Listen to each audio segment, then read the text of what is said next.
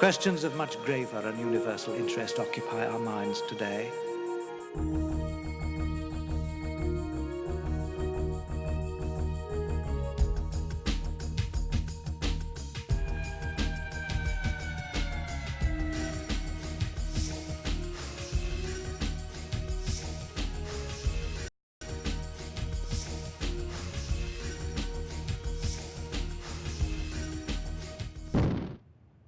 Hello, my name is Lieutenant Eric Shine. I'm a graduate of the United States Merchant Marine Academy at Kings Point.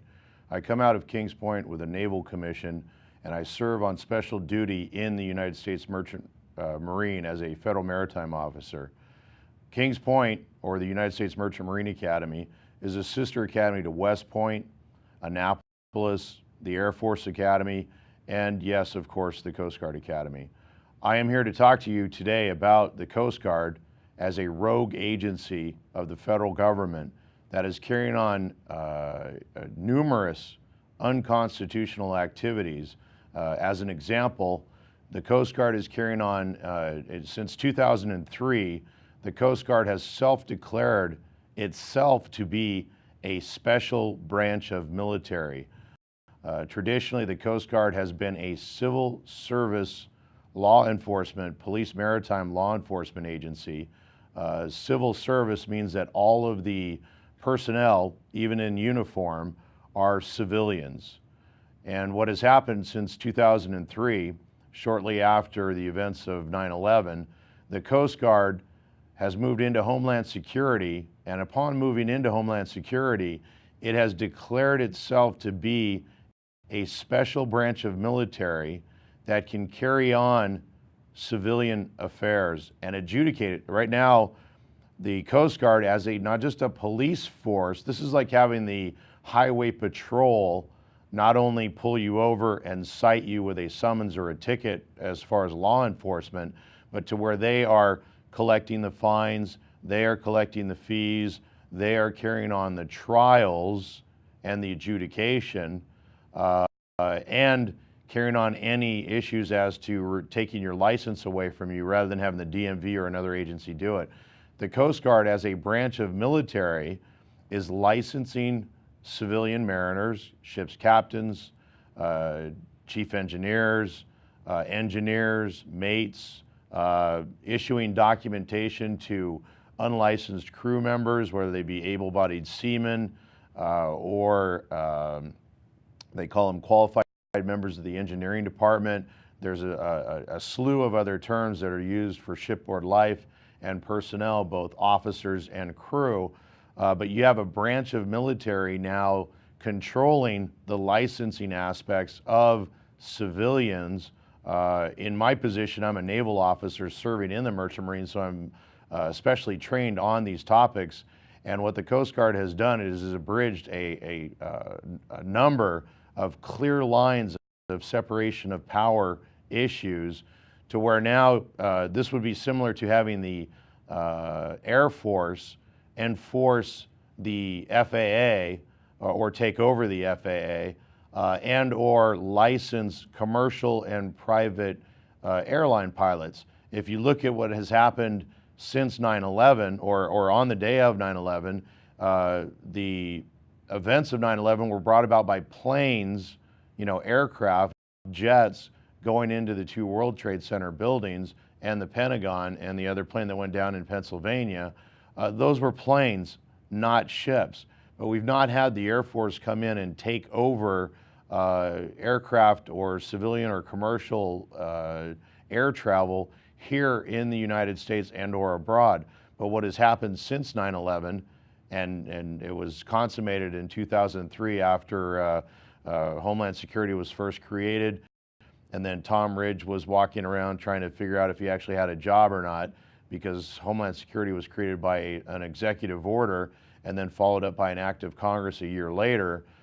In 2003, when the Coast Guard moved into Homeland Security, it normally, in a declared war, would move under the Department of Defense and under the Department of the Navy, and it would then, and its personnel, whoever would attach to the Navy, come under the Uniform Code of Military Justice, or Title 10, which is military law. And our constitutional, or our military law is constitutional here in the United States, where you are still presumed innocent. But what has happened is that the Coast Guard is running drumhead or kangaroo courts as military tribunals, and I've experienced these trials myself, to where the prosecutor is a JAG officer, Judge Advocate General Officer in the Officer Corps, in uniform of a special or self-declared branch of military, and not a branch of military that's in the Department of Defense, but is now in Homeland Security.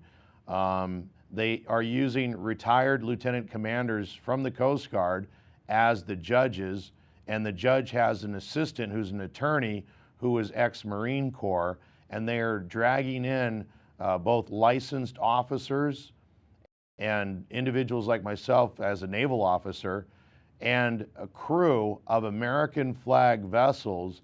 And this is the Coast Guard has done more to attack American flag shipping and American flag Federal Maritime officers and crew than any foreign Royal Navy has done in the last 200 years. The Coast Guard is also not only carrying on the licensing, but it is collecting the taxes or fines or fees for the licensing. It is doing this as a branch of military. This would be like having the Army collect your DMV fees for your automobile from you, which is as unconstitutional as one cares to imagine. In the military tribunals that they are carrying on, which is also another unlawful or improper form of taxation, the Coast Guard has converted constitutional military law, where you are presumed innocent, into Napoleonic, which goes to empire, Napoleonic law, to where you as an individual brought before these drumhead or kangaroo courts is presumed guilty. They have a 97 to 98% conviction rate. I have experienced these tribunals, military tribunals myself. These are the transcripts in electronic format for a trial that went on May 20th to the 23rd, 2008 in Long Beach, California, at the Glenn Anderson Federal Building, or the Fusion Center as they now call it, the Federal Fusion Center, where many federal agencies have combined their resources into one building, and the separation of powers issues, or separation of duties as well, have been dissolved, to where many of these agencies are one in the same, to where even issues of fraternization, which is where you have, in like say the Navy as an example, you don't allow, and to the point of to where you will discharge individuals who violate this, you do not have officers sleeping with and or getting married to crewmen. There has to be some separation of power between not only the officers and even amongst the officers as to individuals within the same command, because it goes to conflicts of interest, but also between the officers and the crew. And this is being broken down in the fusion centers, to where all of these different individuals from all of these different agencies are working in the same building and even working out in the same gym. It may be good for camaraderie, but the problem is that with human nature, the issue of separation of powers was set up for a reason, which again goes to conflicts of interest. The Coast Guard is also taxing boat owners and not only imposing taxes upon civilian and or commercial boat owners and even fishermen, but is collecting the taxes as a branch of military. This is in violation of the Third Amendment. We've seen what has happened to the Constitution in the last 10 years. People are not carrying on a closer analysis of these issues, and the Coast Guard has taken over the EPA, the Environmental Protection Act, which is supposed to be the purview of a civilian agency. The Admiral Allen, the current U.S. Coast Guard Commandant, and others worked to take over FEMA, the Federal Emergency Management Agency, and bring it under the auspices of, first and foremost, it's supposed to be an independent agency, under Homeland Security and under the control of the Coast Guard as a branch of military. When you start to look at some of these issues, like having the Department of Homeland Security, and when you really analyze this issue, it's not only redundant because we have a Department of Defense and we had a Department of Defense. Now what has been created is a new Department of Defense and Homeland Security, and the Department of Defense that we have had since World War II that used to be called the Department of War prior to, through, and up till just after World War II, and it was converted into the Department of Defense because of the outcome of not only the Nuremberg trials, but the Geneva Conventions that said no wars of aggression. And what has happened is our Department of Defense is being converted into a Department of Offense or Department of War, and Department of Homeland Security is being converted into a Department of Defense. And what has happened is the Coast Guard is the spearhead for much of this, and individuals like Admiral Loy, Admiral Collins, Admiral Allen, who's the current U.S. Coast Guard Commandant. Admiral Loy was the former U.S. Coast Guard Commandant. He took over the TSA, the Transportation Security Administration, and he is now working for Lockheed, where he has gotten a great deal of shares from Lockheed, and he has a great pension from the United States government as an admiral, but he has set up the situation to benefit not only Lockheed, but a lot of other federal contractors, because now the Coast Guard, when it moved into Homeland Security, and this has been consummated effectively by Admiral Allen, the current U.S. Coast Guard Commandant, to take military law, Uniform Code of Military Justice, Title 10, out of the Department of Defense that it was written for specifically after World War II for all the branches of the military within the Department of Defense. And this goes to Supreme Court cases. It goes not only to posse comitatus. Right now, the GAO, Government Accountability Office, is coming out and saying that posse comitatus does not somehow apply to the Navy and or the Coast Guard. Well, the Coast Guard was not around when the law was passed in 1872. The Coast Guard was not formed till 1915. But the Uniform Code of Military Justice did take into consideration posse comitatus and apply it to all branches of the military, including the Navy, but not the Coast Guard, because the Coast Guard is not, was not, and is not intended to be a branch of military. What has happened is the National Defense Industries Association, NDIA, has now awarded it's an association of 1,365 federal military contractors like Lockheed, General Dynamics, and others, who have awarded Admiral Allen effectively for taking a branch of civil service, just like the FBI, just like your local police force, and turning it into a branch of military overnight so that they can sell drones, cutters, all sorts of military hardware and software to the U.S. Coast Guard as if it were a branch of military. This is not a good thing. There are other changes, and when you start to look at who Admiral Allen is and who he is tied to, it is a bunch of corporatists, or as the term is used, fascists, who are using their positions within government and or corporations to create the need, regulate it, pass legislation for it, like No Child Left Behind is one perfect example, and then spin off a company, privatize it, use their position and power as the within the government to contract out to their friends and or even family members to start a corporation. And this is fascism on a grand scale. It's what we fought against in World War II. And then create the need and give it to themselves.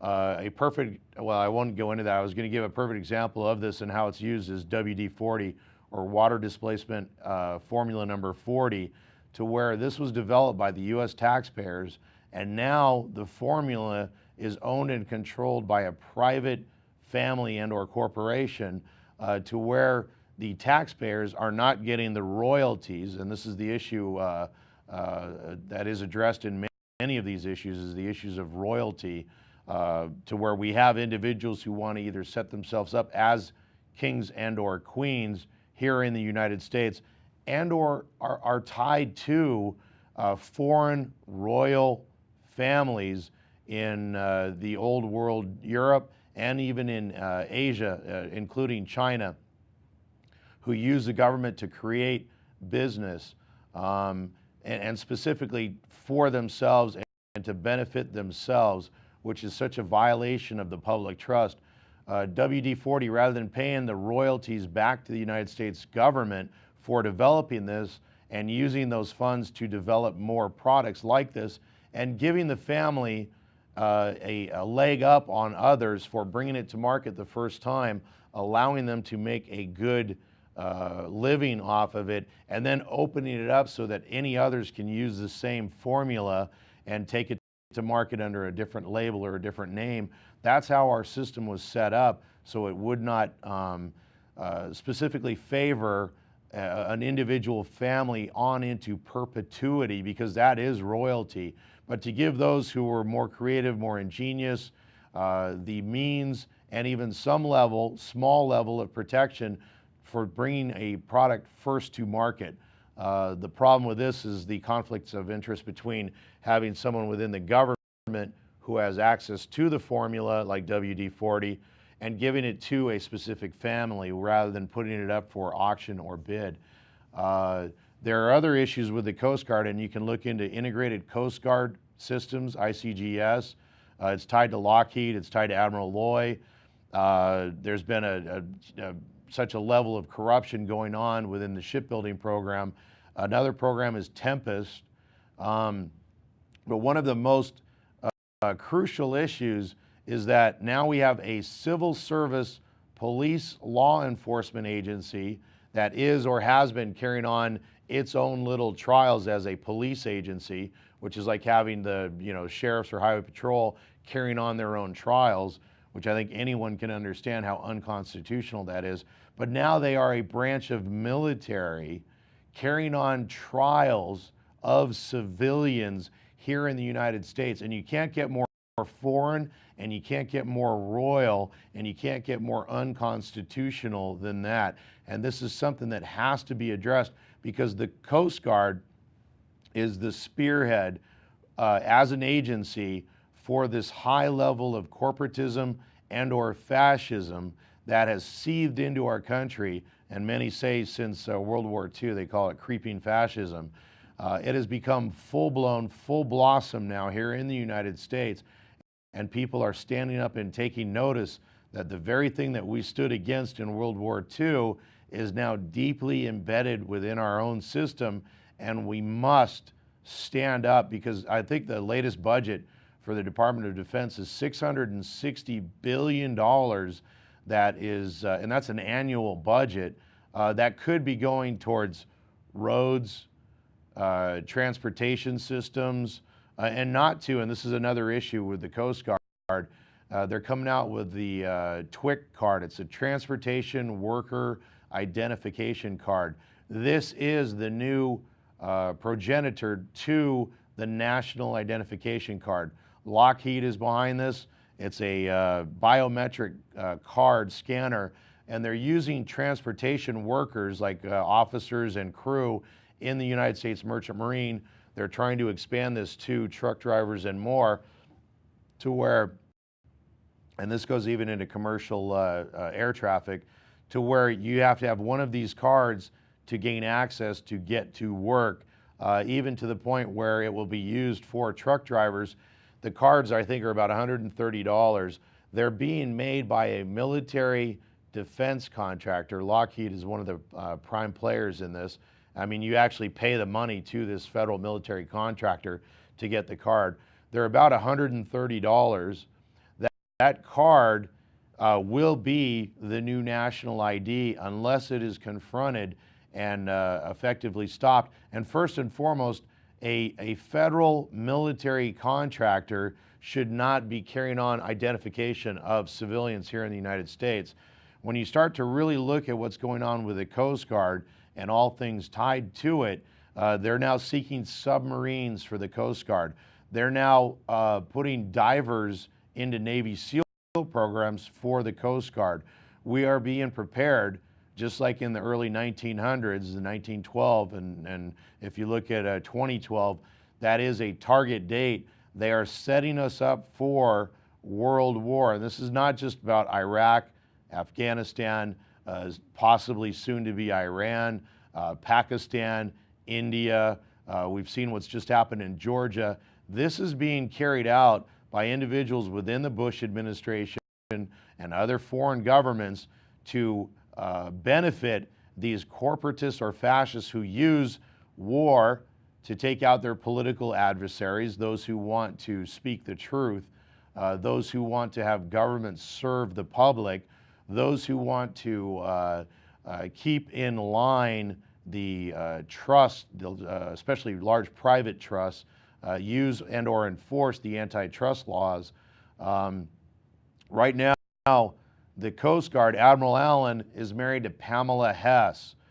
You've probably heard that name before or recognize it. She is tied to the, as an heiress, the Hess oil dynasty from back east. So on one hand, you have the regulator, Admiral Allen, who is head of the Coast Guard, not as a police law enforcement agency anymore, but as a military police law enforcement agency that is carrying on law enforcement of civilian laws upon civilians, who is in bed, you know, and you think of the Exxon Valdez and what happened with that. He is now in bed literally with a woman tied to the oil industry and oil fortunes here in the United States. And Pamela Hess is also related to Rudolf Hess, former deputy Führer to Adolf Hitler. Admiral Allen is German, has German roots. Many people coming out of England also have, even though they may appear to be English and claim to be English, have very strong German roots. When you start to look at all the things that are going on with the Coast Guard and marry them to other issues here in the United States, we have a bunch of German industrialists, just like in our own Civil War, just like in World War I and World War II, who have come in and have set up and are setting up shop here in the United States to prepare us so that they can make a killing off of the coming war. And this must be confronted at any and all, or by any and all means, on any and all fronts, to wake the American people up and the people of the world. You can start to look to T-Mobile. T in T-Mobile stands for telecom, and it's telecom with a K. It's a German corporation. Chrysler, which was bought up by Daimler-Benz, many people thought it was a merger or that Chrysler was actually buying Daimler-Benz. Daimler-Benz has now spun off or worked to spun off Chrysler that it had bought up into a holding company called Cerberus. Cerberus is the three-headed dog. It's the mythological dog that guards Hades. Why you would name a corporation with that name, especially with everything else going on. The Heidelberg Group is now here in the United States. It's the largest cement manufacturer in the world. We also have ThyssenKrupp. Thyssen and Krupp are two, they made warships and more, just like Henry J. Kaiser did here in the United States. And Kaiser is who, the individual who gave us Kaiser Permanente, the HMO, or Health Management Organization. We have individuals like ThyssenKrupp who built warships in Germany, who have now won the elevator contract for the new Freedom Tower at the World Trade Center in New York. Thyssen and Krupp are two very old families in German industrialists who have now married together the two families. And they have also, interestingly enough, married their family into the Habsburg family. The Habsburg family has controlled, it's a royal family from Europe, from it's actually throughout not only Spain, Italy, England, Germany, Switzerland and a lot of other areas, and they're not all under the Habsburg name. There's offshoots to it that have taken on other names.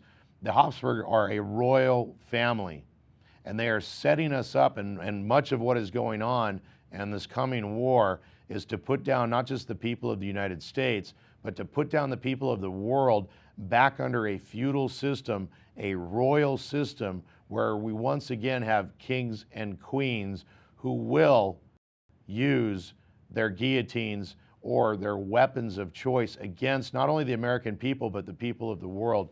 When you start to look at the growth of the military-industrial complex and what is going on here in the United States, please look specifically at the U.S. Coast Guard and what it is doing in carrying on military tribunals under Napoleonic law here in the United States of American civilians, when our civil courts are supposedly or allegedly open here in the United States. This is not only unconstitutional, this is unconscionable that this is going on in the United States. And you need to be very clear, our civilian population should not come under, and that's why we have, for like a military installation, a federal reservation, to where we have not only the troops, but their armor and vehicles and tanks and more and weaponry on a federal reservation or federal institution, where it's a preservation to an extent, to where they are there for a reason, and they are not supposed to interact with the civilian population except in an extreme emergency, which is an all-out war, which we have not had since, or even 2001 with the incidents of 9/11. These individuals, many of them involved, and this started back with Ronald Reagan, George Herbert Walker Bush, Henry Kissinger, Greenspan, Colin Powell, Norman Schwarzkopf, Rudy Giuliani, have all been knighted by the Queen of England. And when you start to look at the royal family ties and just the activity of these individuals like Admiral Allen, you start to realize that these are revolutionary times. We have stepped back 200 years to where we must once again declare our independence from these old world royal families. Thank you. This has been In the Zone. My name is Lieutenant Eric Shine. Questions of much graver and universal interest occupy our minds today.